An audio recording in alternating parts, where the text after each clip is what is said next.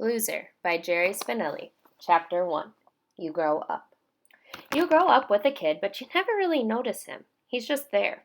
On the street, the playground, the neighborhood. He's part of the scenery, like the parked cars and the green plastic cans on trash day. You pass through school, first grade, second grade. There he is, going along with you. You're not friends, you're not enemies. You just cross paths now and then. Maybe at the park playground one day you look up and there he is on the other end of the seesaw. Or it's winter and you sled to the bottom of Half Tank Hill and you're trudging back up, and there he goes, zipping down, his arms out like a swan diver, screaming his head off. And maybe it annoys you that he seems to be having even more fun than you, but it's a 1 second thought, and it's over. You don't even know his name. And then, one day you do. You hear someone say a name, and somehow you just know that's who the name belongs to. It's that kid, Zinkoff. Chapter 2. The Bright Wide World. He is one of the new litter of boys tossed up by this brick and hoagie town 10 miles by trolley from a city of 1 million. For the first several years they have been home babies, Zinkoff and the others, fenced in by walls and backyard chain link and mostly by the sound of mother's voice. Then comes the day when they stand alone on their front steps, blinking and warming in the sun like pups of a new creation.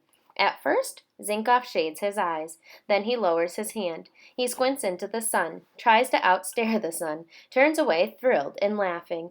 He reaches back to touch the door. It is something he will never do again. In his ears echo the 1,000 warnings of his mother. Don't cross the street. There are no other constraints, not a fence in sight, no grown-up hand to hold, nothing but the bright wide world in front of him. He lands on the sidewalk with both feet and takes off, heedless of all but the wind in his ears. He runs. He cannot believe how fast he is running. He cannot believe how free he is, giddy with freedom and speed. He runs to the end of the block, turns right, and runs on. His legs are going so fast. He thinks that if they go any faster, he might begin to fly. A white car is coming from behind. He races the car. He is surprised that it passes him. Surprised, but not unhappy. He is too free to be unhappy. He waves at the white car. He stops and looks for someone to laugh with and celebrate with. He sees no one. So he laughs and celebrates with himself. He stomps up and down on the sidewalk as if it's a puddle.